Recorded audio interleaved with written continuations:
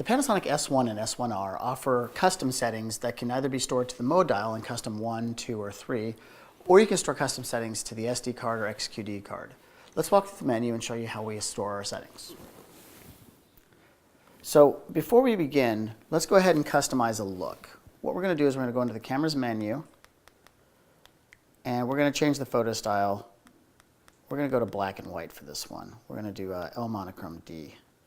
And as a function of L monochrome D, we're going to add some graininess. We're going to make it look a little grainier, and we'll set that in. Now that we have that set, we go to the wrench setting, the cog within the wrench setting, also known as a gear, and we can go to Save to Custom Mode. So from here, we can store that under C1, C2, or in this case, 3 different C3 settings. We're going to store this one to C1. You'll notice here, if we press this, you can even name this. So in this case, we would name this L monochrome if we would like. And we hit yes. Now we have stored that setting. And just to show you that it's been stored, we'll go back into the camera's menu. We're going to turn the photo style back off to a standard picture profile. So now we're on standard. And when I switch the mode dial to C1, we're back to our C1 setting of L monochrome. You also have the ability to take C1 and just load it in so that if you don't want to have to switch the mode dial to C1, C2, or C3, instead you just want to populate it to P, A, S, or M, you can do that from this mode here. Simply select Custom C1 and that'll populate right over. Custom mode settings, you'll notice that right now we have the ability to store to 3 different C3s. From custom mode settings, you can add up to 10 C3s, which means you have a total of 12 custom settings that you can program to the custom mode dial at the top. So to access those extra C3 settings, go to C3. Then from the camera's menu, you'll now see a C option tab at the top. And here's where all your extra C3 settings are.